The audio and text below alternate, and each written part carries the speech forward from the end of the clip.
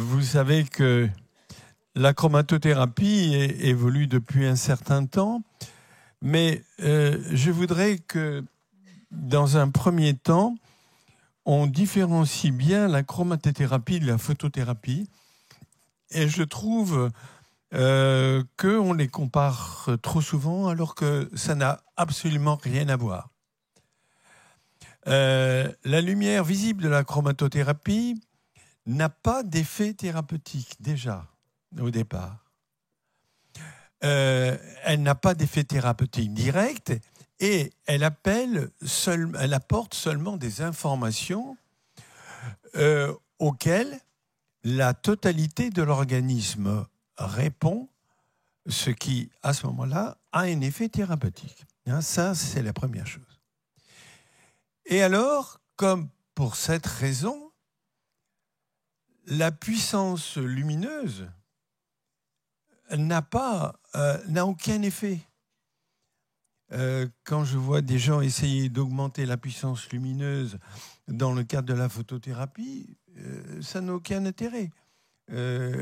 L'intérêt, c'est que l'information arrive. Une fois que l'information est arrivée, on n'a pas besoin pour amener l'information, on n'a pas besoin de puissance.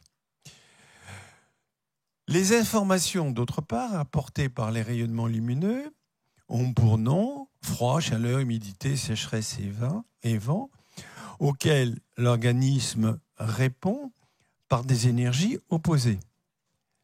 S'il répond par des énergies opposées, ça veut dire que l'homme fabrique des énergies. L'énergie, la notion d'énergie au niveau de l'homme n'est pas quelque chose à éviter ou que l'on refuse trop souvent. Par exemple, l'information énergie froide apportée par le rayonnement rouge provoque une réponse énergie-chaleur. Donc c'est très simple. Ces constatations donc confirment la présence d'énergie à l'intérieur de notre corps et qui peuvent, et ça c'est nouveau, elles peuvent être mobilisées de façon sélective par les couleurs de la chromato, qui sont des rayonnements électromagnétiques aux longueurs d'onde précises. J'insiste bien sur la précision des longueurs d'onde. C'est ce qui fait la force de la chromato. Et j'ai vu qu'il y avait eu des travaux américains, notamment sur les rétrécissements du canal rachidien, ils utilisaient des longueurs d'onde de la chromato. Ce langage des couleurs, ça aussi c'est étonnant, c'est que j'ai été le premier à être surpris, c'est que c'est toujours interprété par tout être vivant de la même façon, que ce soit l'homme, l'animal et la plante. Je crois que tu l'as bien dit lors de ton exposé.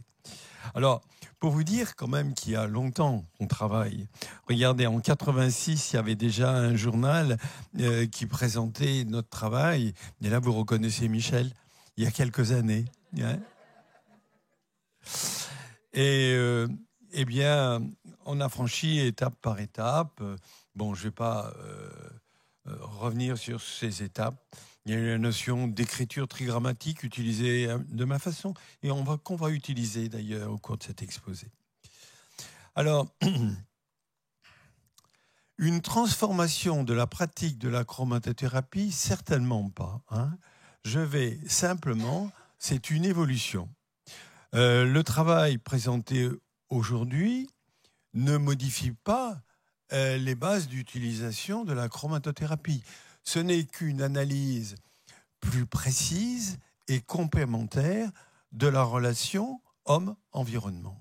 On essaye de redonner, et là je te rejoins dans ton exposé, on essaye de redonner au verbe un sens encore plus précis, et c'est ce qui nous manquait jusqu'à maintenant. J'utilise cette nouvelle approche depuis des années, tant sur le plan diagnostique que thérapeutique. Donc, je vais vous dire, ce n'est pas simplement une hypothèse que je vous donne aujourd'hui, c'est quelque chose que j'utilise maintenant largement. Hein. Donc, même si ça va vous paraître un peu extraordinaire quand je vais vous l'expliquer, je peux vous dire que ça marche très bien. Les résultats m'ont paru tellement satisfaisant que je me suis dit, il faut que je commence à l'expliquer. Et après, à partir de ça, je vous ferai un livre qui permet d'aller encore plus loin devant cette approche. Chromatothérapie et information.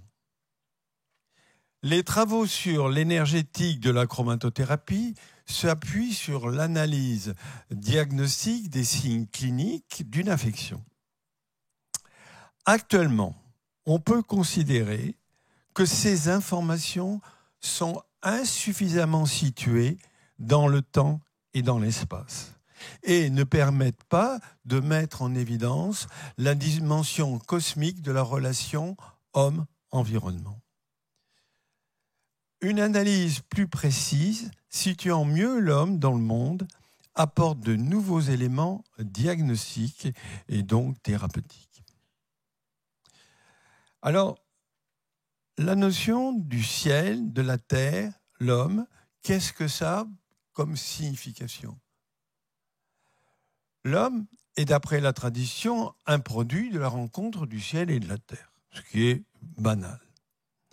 Mais qu'est-ce qu'une information céleste? C'est celle qui est apportée par le monde environnant. C'est-à-dire, ça peut être aussi bien les informations climatiques, mais ça peut aussi être tout ce qui est lié à la vie sociale, familiale, professionnelle, ainsi qu'à nos différentes activités. Vous voyez, c'est différent. On ouvre la notion d'information céleste qui est l'apport des informations de l'environnement. Qu'est-ce que l'information terrestre? C'est une énergie qui vient de la Terre, du corps lui-même et des aliments absorbés. Ce sont des énergies protectrices contraires et complémentaires à celles du ciel. Et c'est aussi le reflet énergétique du vécu somatopsychique, de son métabolisme en réaction au monde environnant. L'information céleste, donc, les informations célestes, sont absorbées et intégrées à l'organisme grâce à l'énergie terrestre. Et inversement, les informations terrestres sont intégrées grâce aux énergies célestes. Vous avez sans arrêt l'apport d'informations qui vient du monde et l'apport des réactions de notre corps à ça. Et on va voir... Attendez, je suis trompé. Les possibilités de la chromatothérapie, eh bien, elle peut apporter au niveau central à la fois des informations célestes ou terrestres en fonction d'un besoin d'un organisme rendu malade à cause d'un déséquilibre tertiel. Vous voyez, cette notion de rencontre du ciel et de la terre, s'il n'y a pas harmonie entre les deux, eh bien, vous avez la maladie. Et les données de la tradition ne doivent pas seulement nous cantonner au seul méridien yin ou yang, mais à chaque fois, c'est la globalité du corps qui peut être perturbée. Alors, qu'est-ce qu'on voit apparaître? Soit un équilibre tertiel correct, soit une dominance de la Terre, soit une dominance du ciel. Et à chaque fois, on va avoir un comportement différent, à la fois au niveau somatique et à la fois au niveau psychique. L'association donc du terrestre et du céleste, en proportion voisine, alimente non seulement le moteur de la vie, mais aussi joue un rôle dans la perception propre du monde.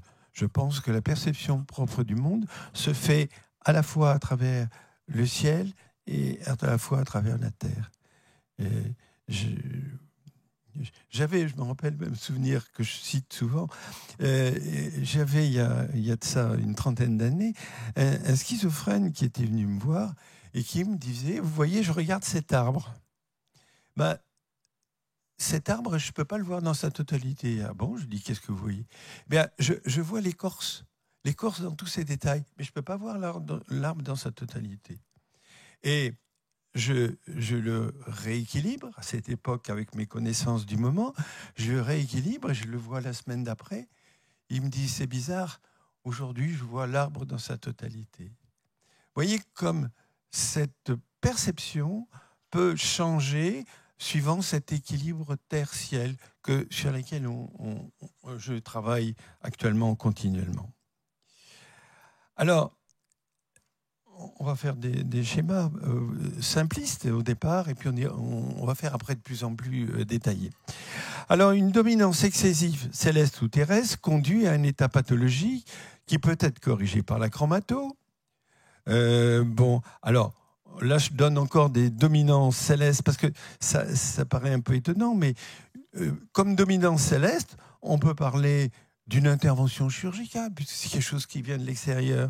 On peut parler d'un traumatisme, on peut parler d'une brûlure, on peut parler d'un dysfonctionnement psychique, on peut parler d'un conflit psychologique. Mais tout ça peut être atténué dans son intensité par un renforcement des défenses de la Terre. Et l'excès d'informations célestes devient destructeur lorsqu'il n'est pas compensé par une énergie terrestre équivalente. Et là, je peux vous dire que en psychologie, en psychiatrie, on voit des gens détruits par un excès d'informations qui arrivent. Et on le voit notamment au niveau des enfants. Ces enfants soi-disant hyper doués, vous avez des enfants qui, tout jeunes, ont des connaissances d'adultes de haut niveau. Et ces gens-là, les parents sont très fiers, mais ces jeunes sont en danger. Ils sont en danger. Et surprise générale, alors que cet enfant était devant tous les autres dans ses connaissances et dans son travail, eh bien, il bascule dans la schizophrénie. Et il bascule dans la schizophrénie parce que les informations sont arrivées tellement importantes qu'elles sont arrivées à le dévorer et à le détruire. Et si on peut agir à ce moment-là sur cette arrivée nocive, et on a des résultats qui sont très importants. Également, toute dominance terrestre peut provoquer par un dysfonctionnement du corps, qui peut être provoqué par un dysfonctionnement du corps ou du psychisme, elle peut être atténuée, corrigée par des énergies du ciel. Parce que vous avez des gens qui ont une vie intérieure tellement forte qu'ils arrivent là aussi à se couper complètement du monde extérieur et à créer un monde à eux. Et ces gens-là, si on leur apporte des informations célestes, on dit, bon, je reprends contact avec le monde. Ces gens-là qui étaient recroquevillés dans un coin, qui ne parlaient plus, qui s'étaient enfermés dans leur chambre, d'un seul coup, ils se remettent à parler à leur famille, ils se remettent à parler à leur entourage, et ils avancent. Vous voyez comme cette notion apparemment ordinaire, terrestre, céleste, apparaît vraiment enfantin, et en fait, ça correspond à des choses qu'on n'a pas suffisamment définies, qu'on n'a pas suffisamment étudiées. Alors, prenons l'exemple d'une phlébique qui est caractérisée par une dominance de l'énergie froide, parce qu'on retrouve toutes les énergies sur lesquelles on a travaillé. Cette énergie froide, elle vient du corps, donc elle est terrestre. Donc la seule façon de traiter cette phlébite terrestre, c'est de lui apporter une chaleur céleste. Le même raisonnement peut être aussi appliqué sur le plan psychique, sur des sujets dépressifs, etc.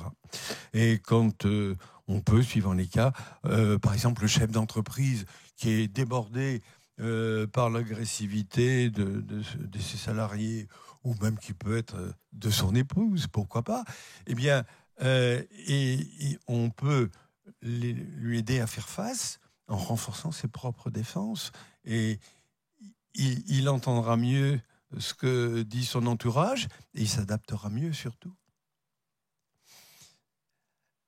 Alors, les énergies du ciel et de la terre, voilà, on pourrait faire un schéma.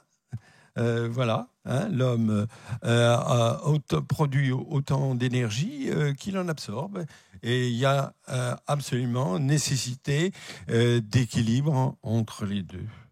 Alors, si je mets d'un côté les informations célestes et terrestres. Bon, je vous ai expliqué ce que c'était, donc je ne vais pas réexpliquer ce que c'est céleste et terrestre. Mais si elles sont en proportion équivalente, on est en bonne santé. Par contre, ça c'est l'équilibre bonne santé. Par contre, on peut avoir ça. Dominance céleste, chef d'entreprise que je vous ai décrit tout à l'heure, insuffisance terrestre. Et ce qu'il y a d'important, c'est qu'avec la chromato, on va pouvoir augmenter les défenses terrestres. Et à ce moment-là, le sujet retrouve la bonne santé. Et inversement, vous pouvez avoir une dominance terrestre, comme je vous ai dit tout à l'heure, une insuffisance réponse céleste. Vous voyez, il y a une fusion entre ces deux systèmes et il marche parfaitement bien s'il est équilibré. Et c'est notre cerveau qui va choisir, qui va dire on va plus vers le céleste ou le terrestre. Et il faut aider quelquefois les gens à retrouver cet équilibre céleste-terrestre. Voilà.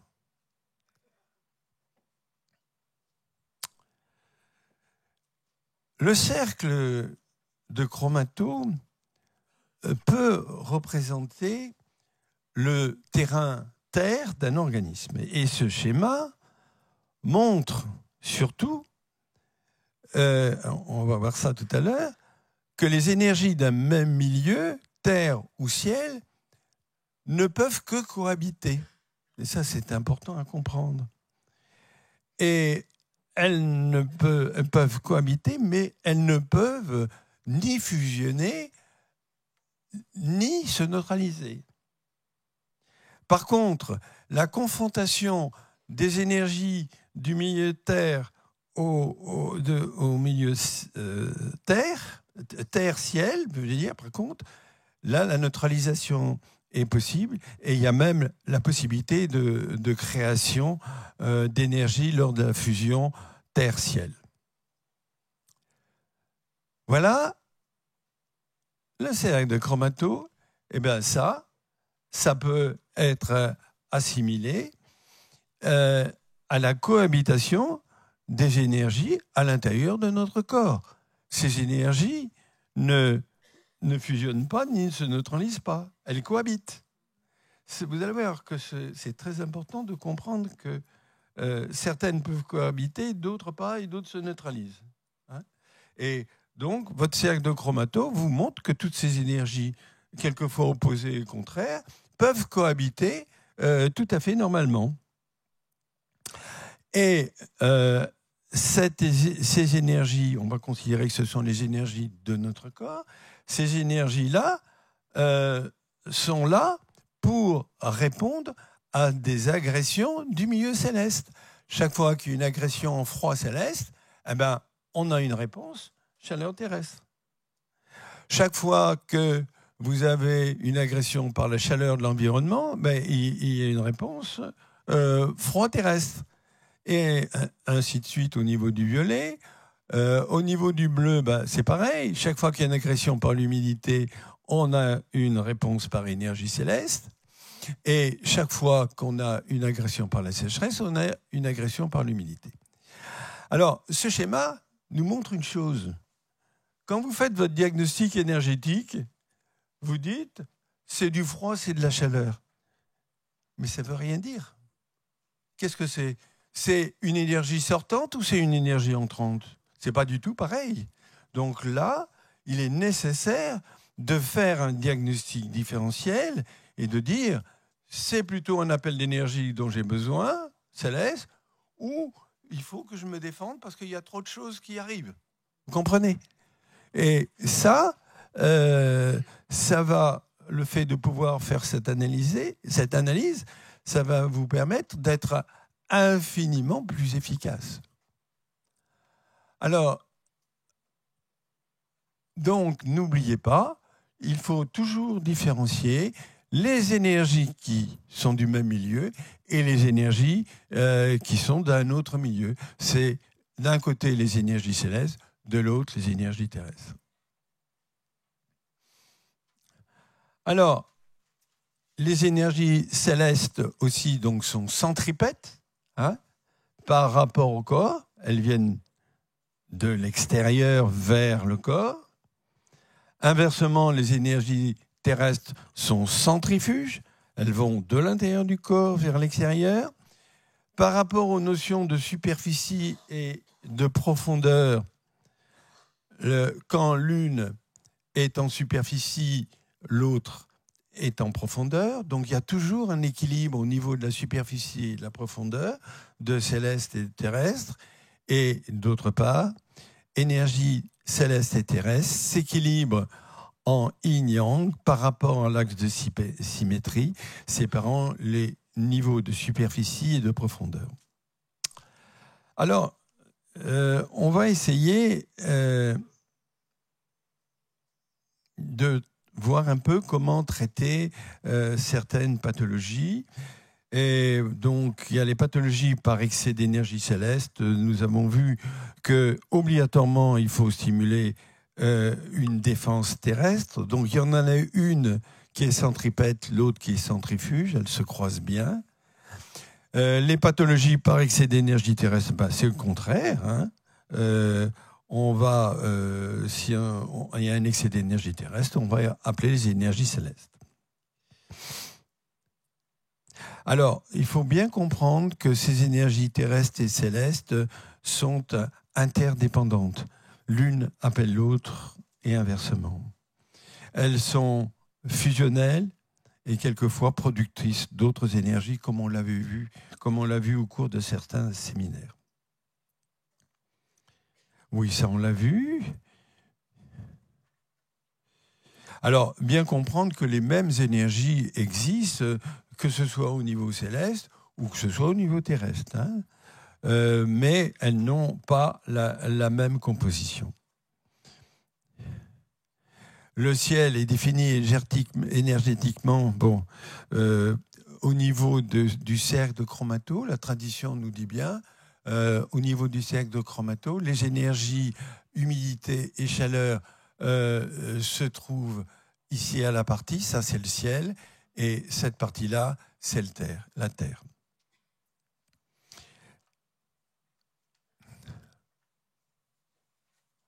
Alors, sur une coupe transversale, méridien yin, méridien yang, on a toujours cette disposition. Partie supérieure, on peut avoir le ciel, partie inférieure, et toujours séparée par une ligne horizontale. Ce sont vraiment ces deux énergies, ce sont les énergies yin-yang qui sont accrochées l'une à l'autre. Alors, on va essayer de prendre... bien comprendre comment ces différentes énergies se mettent en place quand on utilise une couleur. Si je prends la couleur rouge, voilà la couleur rouge, je l'irradie 4 minutes. Comme cette couleur rouge vient de l'extérieur, c'est une énergie céleste. Et à cette énergie céleste, le corps répond par une humidité terrestre. Il y a une réponse. Et la cascade va continuer. En superficie, on aura de la chaleur. En profondeur, on aura de l'humidité. Donc, si je veux envoyer du céleste ou du terrestre, enfin, si je veux envoyer du terrestre en profondeur, je sais que le rouge, si je fais du rouge prolongé, j'enverrai bien de l'humidité terrestre en profondeur. Et ce choix, à chaque fois, est très important. Vous allez voir, on va prendre un cas clinique. Eh bien, vous verrez que je vais choisir la longueur d'onde qui va m'amener l'énergie opposée qui sera céleste ou terrestre opposée. Alors, regardez, la couleur rouge donc apporte est céleste au niveau du rouge. Si j'utilise que la suivante, c'est le vert qui est terrestre, et la troisième, c'est de la chaleur terrestre. Donc, vous voyez, il y a une cascade de yin et de yang. Les localisations célestes et terrestres ne sont pas les mêmes lorsqu'on utilise durant un temps bref la couleur complémentaire d'une irradiation prolongée, que je vous explique. Vous voyez que quand je fais 4 minutes de rouge, j'ai une réponse verte et je provoque une cascade. Donc, chaque fois, si j'utilise du vert, j'ai la même séquence chaleur-humidité. Mais, grosse différence, c'est que si j'utilise le vert, le rouge prolongé, qui donne du vert et qui donne la cascade, j'obtiens effectivement de la chaleur en superficie et l'humidité terrestre en profondeur. Mais là, c'est céleste et là, c'est terrestre. Si j'utilise le vert bref, qui en principe me donne effectivement la même séquence d'énergie, eh bien, là, c'est terrestre, alors que là, c'est céleste. Vous voyez que le vert bref ne va pas me donner la même chose que le rouge prolongé au niveau des énergies terrestres et célestes. Et ça, c'est très important, parce qu'on a trop tendance à dire, dans la mesure où j'utilise le vert, c'est comme le rouge, mais non, si j'utilise du vert bref, eh bien, je vais ici obtenir des énergies terrestres et célestes à des niveaux différents. Et ça, à chaque fois, je vais être obligé de refaire mes calculs en fonction des pathologies que je vais vouloir traiter. Une même longueur d'onde, utilisant des temps d'exposition différents, obtient des localisations terrestres et célestes différentes. La localisation des énergies célestes et terrestres lors d'une irradiation brève par du vert. Le vert, durant un temps bref, donne de la chaleur terrestre en superficie et de l'humidité céleste en profondeur, alors que l'irradiation vert pendant un temps prolongé donne de la sécheresse céleste en superficie et froid en profondeur. Donc, suivant les temps d'exposition, vous allez pouvoir, cette notion de temps d'exposition est très importante, elle va nous permettre d'envoyer des informations célestes ou terrestres. Ce qui est capital, une fois que vous aurez fait votre choix, votre diagnostic avec une disposition très précise des différentes énergies. Alors, utilisation diagnostique, prenons le cas d'un patient qui présente un traumatisme céleste et qui présente du froid en superficie. Sur le plan thérapeutique, quelles sont les longueurs d'onde à utiliser et avec quel temps d'irradiation? Classiquement, l'énergie chaleur est appelée localement de 3 façons différentes. Soit par du rouge prolongé, soit par du vert bref, soit par du rouge prolongé et du vert bref. L'utilisation de l'écriture trigrammatique va nous permettre de faire un choix thérapeutique correct. J'ai tout à fait conscience que pour ceux qui n'ont pas de formation en énergétique, le fait de mettre une écriture trigrammatique, ça va leur paraître du charabia. Simplement, comprenez déjà cette notion de céleste et terrestre qui est continuellement en harmonie et qu'avec la chromato, on est capable de recréer cette harmonie et de changer profondément les gens. Alors, l'utilisation de projection locale de rouge prolongé, 4 minutes associées à la couleur complémentaire. Ouais. Donc, ne pas oublier que les énergies d'un même milieu ne peuvent pas se neutraliser. Seules des énergies de milieux différents peuvent se neutraliser. Alors, voilà notre schéma. Voilà notre froid traumatique qui vient de l'extérieur. Et ce froid traumatique va créer du froid en superficie. On a choisi arbitrairement la superficie, ça aurait pu être en profondeur. On pourra prendre un exemple avec une pathologie en profondeur. Si je fais du rouge prolongé, regardez ce que fait le rouge. Le rouge, il m'envoie effectivement de la chaleur. Mais le rouge prolongé, il envoie de la chaleur céleste. Donc, irradiation par le rouge prolongé, je fais apparaître mon énergie chaleur céleste. Mais ces deux-là, ils ne peuvent pas se neutraliser. Ils sont du même milieu. Donc ils s'additionnent. Et s'ils s'additionnent, eh bien, un ensemble froid-chaleur est beaucoup moins important que le froid tout court. Donc il y a quand même par là un effet thérapeutique possible en atténuant l'intensité du froid provoqué par l'agression. Donc par là, on va avoir équilibre froid-chaleur. Par là, on va avoir un effet de guérison. Le rouge prolongé appelle l'énergie-chaleur céleste qui s'additionne à l'énergie traumatique froide, céleste, et atténue l'intensité de cette dernière en créant un équilibre froid-chaleur. L'équilibre froid-chaleur est beaucoup moins agressif que le froid tout court. Alors, ce qu'il y a de très ennuyeux, c'est que à cette chaleur céleste, le corps naturellement a tendance à avoir une réponse froide à cette énergie. C'est une réponse froide qui est moins forte, mais qui atténue, la puissance de la chaleur.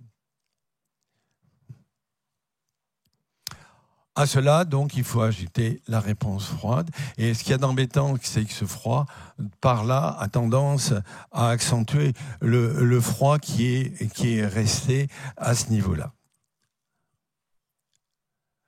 Bilan de l'action du rouge prolongé dans le cas clinique précis d'un froid traumatique en superficiel. Cette longueur d'onde apporte de la chaleur céleste en superficie, ce qui s'additionne au froid céleste traumatique, créant un équilibre froid-chaleur qui est infiniment moins agressif que le froid tout court.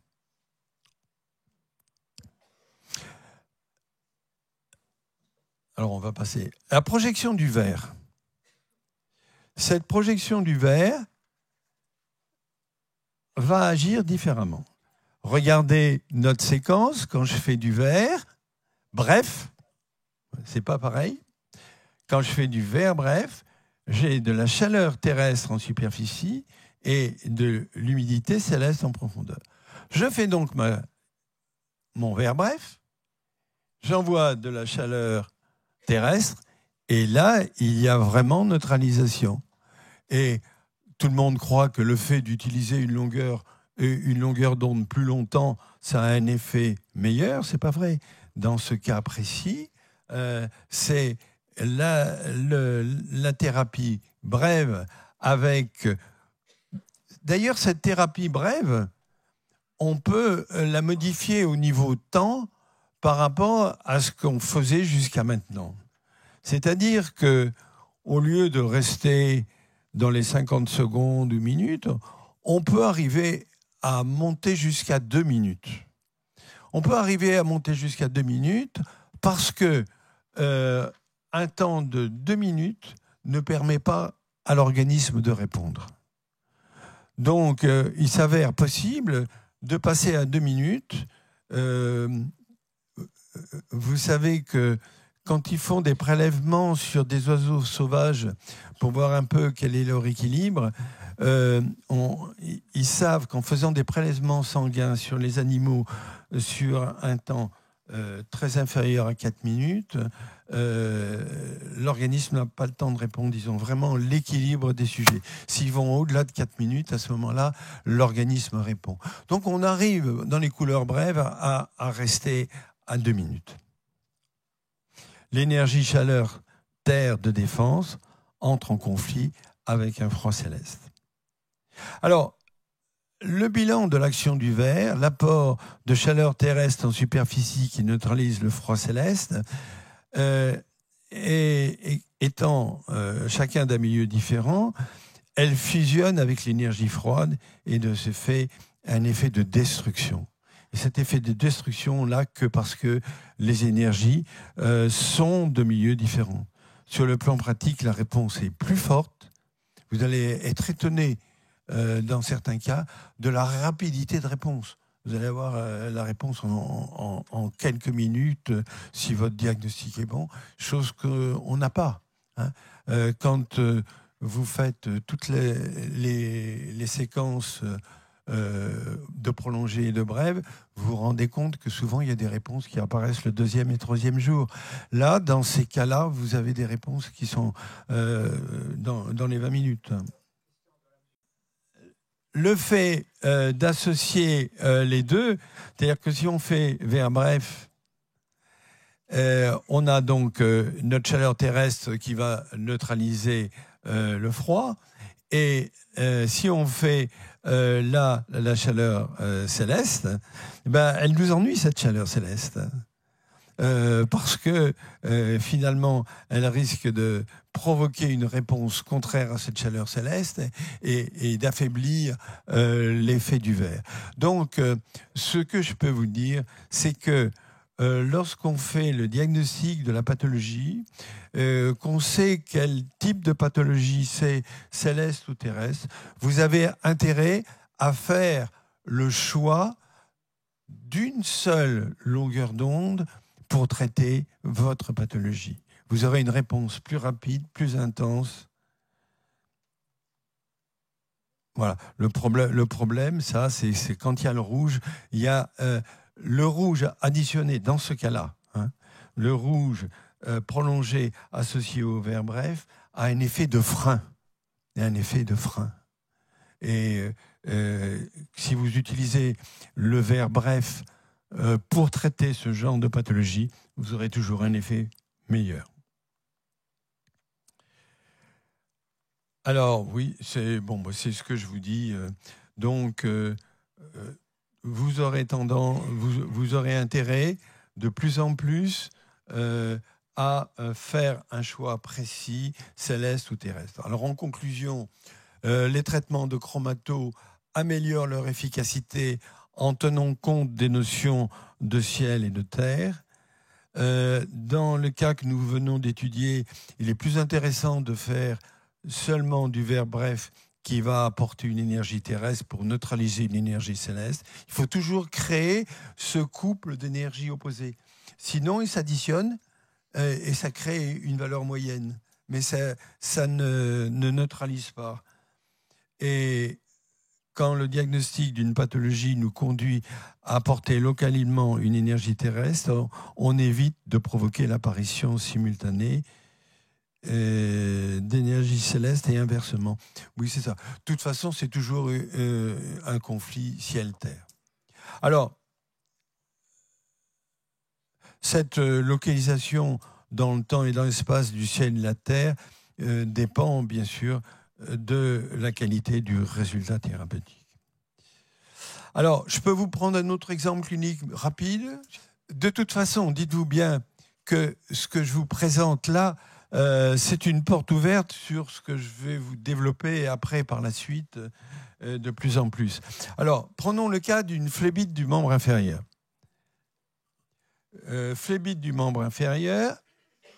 Alors, on va faire un diagnostic. Déjà, superficie ou profondeur? Profondeur. Céleste ou terrestre? C'est bien. Donc là, vous avez fait donc pour traiter. Alors, c'est une pathologie profonde et froide qui est effectivement terrestre puisque c'est créé par l'organisme lui-même. D'après l'exemple précédent, la pathologie étant froide terrestre, le traitement le plus adapté est l'apport de quoi? Chaleur profonde aussi, céleste. Hein? Parce que là, on est en superficie et profondeur, donc c'est la chaleur profonde céleste.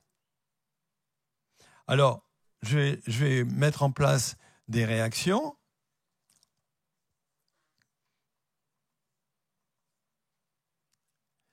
Qu'est-ce que je constate? Parmi les stimulations par différentes couleurs, qu'est-ce qui apporte de l'énergie céleste? C'est l'orange bref. Hein? Temps bref, énergie, chaleur céleste. Donc, Pardon, je suis allé trop vite? Vous voyez, il est très intéressant. C'est là que vous dites, ah ben une phlébite, c'est de la chaleur, c'est du froid, il faut que j'envoie de la chaleur. Oui, mais dire ça ne veut rien dire. Hein? Est-ce que c'est une énergie que vous appelez ou est-ce que c'est une énergie que vous refoulez? Donc ça aussi, vous devez faire votre diagnostic de céleste ou terrestre.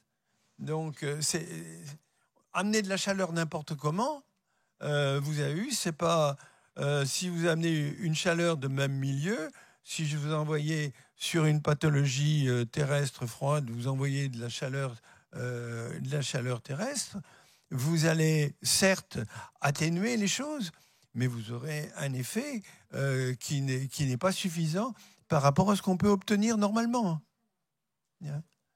Alors, j'ai fait ce schéma-là, je l'ai fait pour pouvoir comparer tout ce qui a amené de la chaleur. Mais je ne veux pas n'importe quelle chaleur. Bon. Alors, voilà, ma phlébite qui est créée par du froid terrestre. Je vois que la chaleur céleste, l'orange, bref, me permet d'envoyer de la chaleur céleste profonde. Donc, je fais ici de la chaleur céleste et qui se heurte directement avec le froid profond de la phlébite. Et le problème se règle beaucoup mieux. Alors, le bleu prolongé, si je fais le bleu prolongé, là, c'est beaucoup plus complexe parce que vous arrivez là aussi à un équilibre, une moyenne chaleur-froid qui est effectivement qui est moins dangereuse, qui a un effet thérapeutique parce que le froid seul est beaucoup plus dangereux qu'une moyenne de froid-chaleur. Voilà.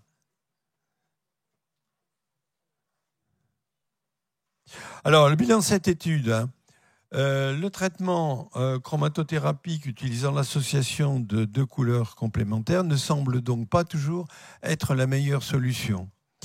Une seule longueur d'onde peut être choisie en fonction du diagnostic et du traitement utilisant les principes de ciel et de terre.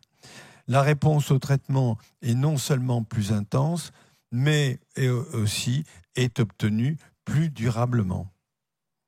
La difficulté de cette nouvelle approche vient d'un diagnostic plus précis et donc plus complexe. Pour les thérapeutes débutants, il est logique d'utiliser la méthode classique utilisant une longueur d'onde précise accompagnée de la couleur brève ou inversement.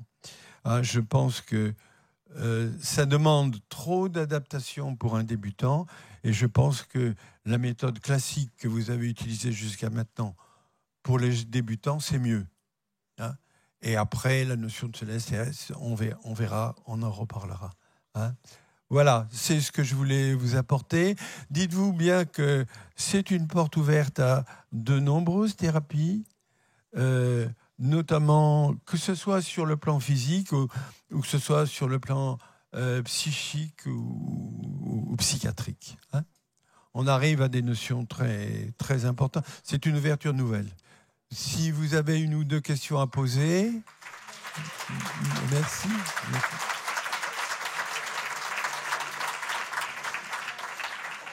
C'est quelquefois un peu difficile, mais la chromato, c'est pas toujours facile. Et je pense qu'on peut continuer à progresser. J'ai encore plein d'idées.